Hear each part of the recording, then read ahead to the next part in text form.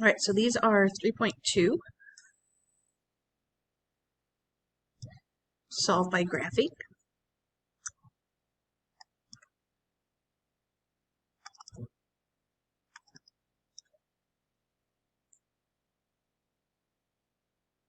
But we'll also make tables and stuff to graph. Make sure you put your table of contents, your page number, and your table of contents up there. Before we begin, I ask us to solve.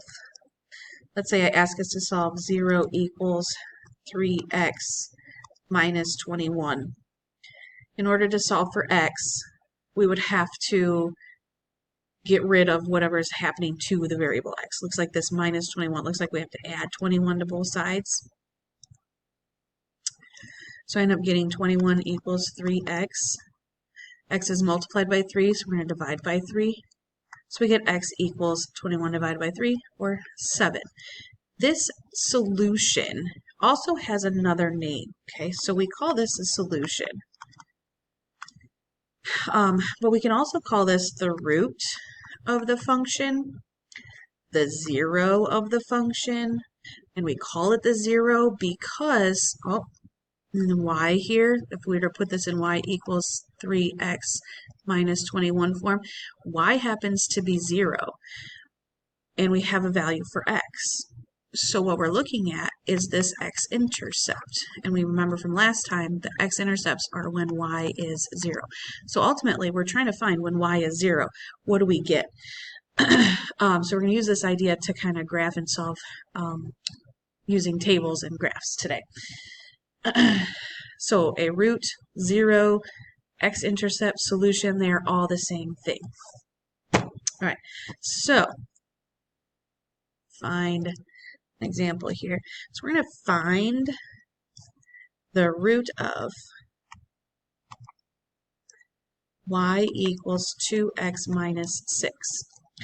Okay, again, when we're trying to find the root, we're trying to find the solution, we're trying to find the x-intercept. And we know x-intercepts are when y is 0.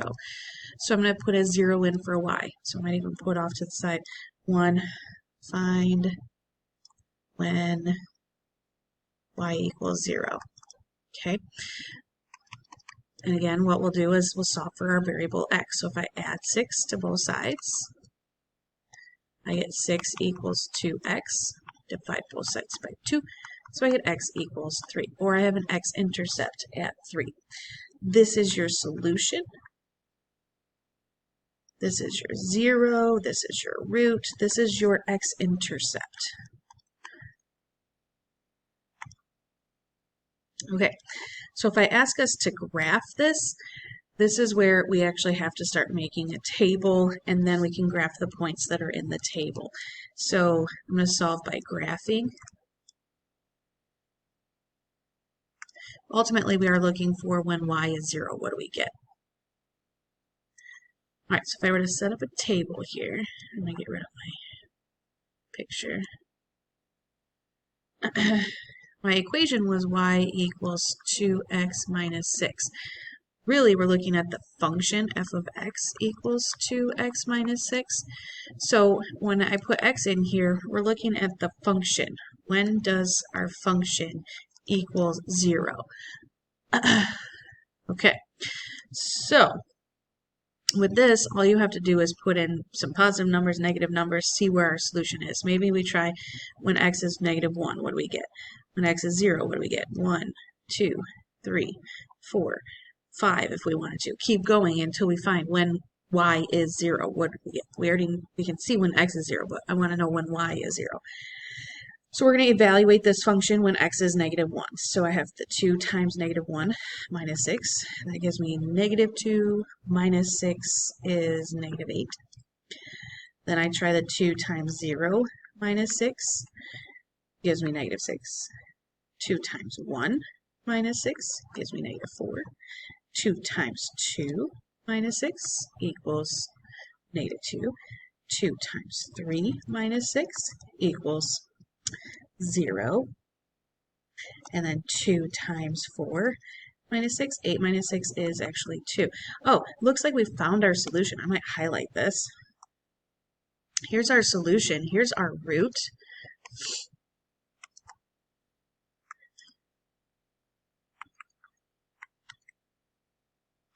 because f of x was 0, or y was 0 in our table. So we know that our y-intercept happened to be 3. And now that I actually have a table, we can actually graph this.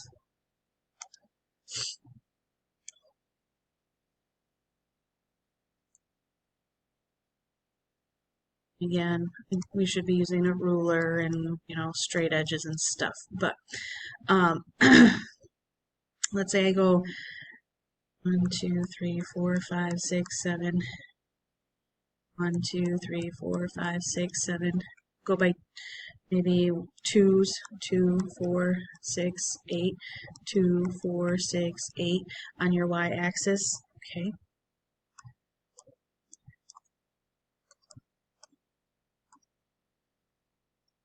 Right. So we're going to start plotting points. I might actually use a different color here. Use this pink color. It's pretty. Okay. So at -1, we were at -8. So down here, we'll put a dot. -1, -8. At 0, it was -6. There's your y-intercept. At 1, it was -4. At 2, it was -2. At 3, we were at 0. At 4, we were at 2. So you're actually seeing a graph coming through here. It should be a straight line, but my thing's off. But we are getting a straight line going through these specific points. And we can see that this is our solution. This is our root at 3. It's the x-intercept.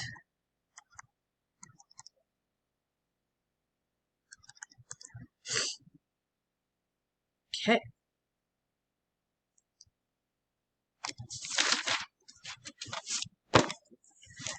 They give us a problem like 3x plus 11 equals 1x plus 1. Okay. Again, you want to find when your function is 0, so you might want to set the equation equal to 0.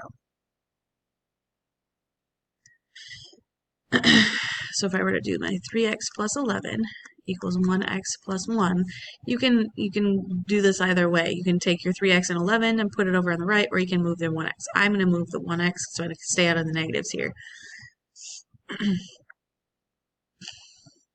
That gives me 2x plus 11 equals 1. So I'm going to subtract 1 from both sides. So I have 2x plus 10 equals 0. So this is what we want. We want to know, when does this equal 0, right?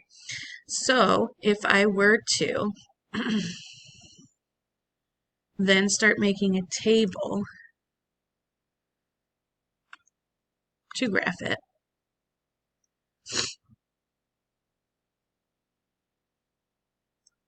I got my x's, and then I'm looking for when does 2x plus 10 equal 0, or when does my function equal 0.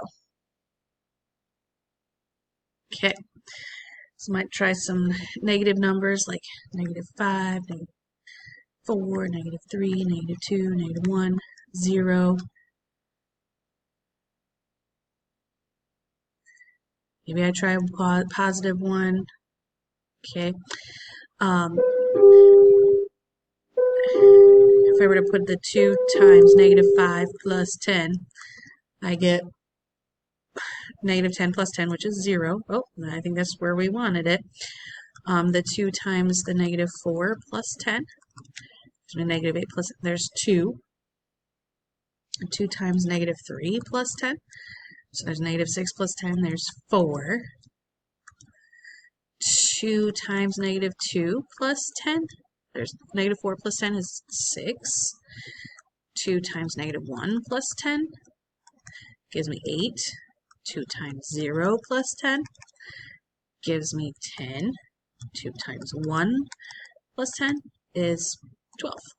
Okay, but again, we can see that our solution here, when y is 0, when our function is 0, is here at -5. So we should have a solution at -5. Also, if you were to actually solve this, If I were to take 10 away from both sides, you get 2x equals negative 10. Divide both sides by 2, so you get x equals negative 5.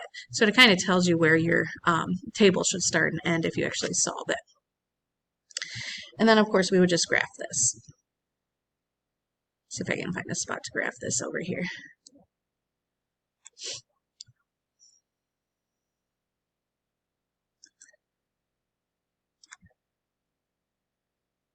All right, so we have to go over to negative 5. So 1, 2, 3, 4, 5.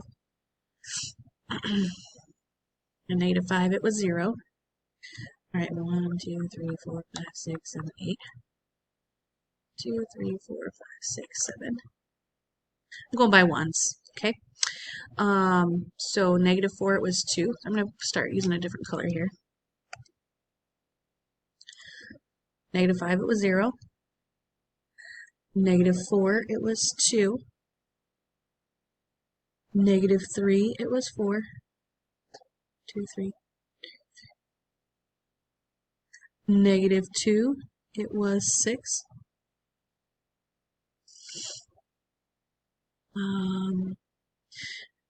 And then negative 1, it was 8, which is up here somewhere. And we can see we have a line going through these. Our solution right here, the x-intercept was at negative 5. So we just solved it by graphing.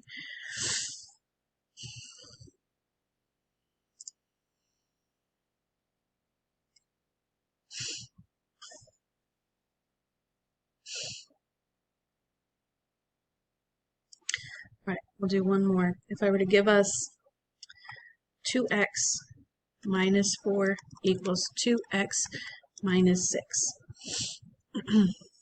Okay, if I were to subtract 2x from both sides, I end up getting negative 4 equals negative 6. So this is one of those problems where negative 4 never equals negative 6. So am I going to get a solution? Or if I were to add 6 to this, to both sides, I get 2 equals 0. Does 2 ever equal 0? No. So we get no solution here. But what does that look like graphically? Okay, so if I were to set up the table,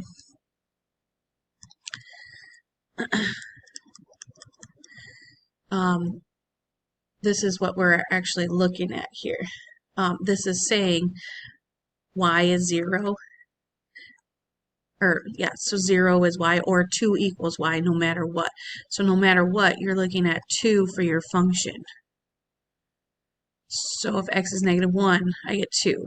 0 is 2. 1, 2, 3, 4, 5. Anything is 2. So when you graph this, 2, 3, 4, 5. 1, 2, 3, 4, 5. 1, 2. Okay, so when I plot negative 1, 2, I get a point here. 0, 2. 1, 2. 2, 2. 3, 2. 5, 2. We are getting a line. We're getting a linear linear function. You are getting a linear function, but it's not going to ever cross the x-axis. You're never going to get a solution here. So there's no x-intercept, no root, no solution. Okay, so and I think that's it for right now. We'll see you next.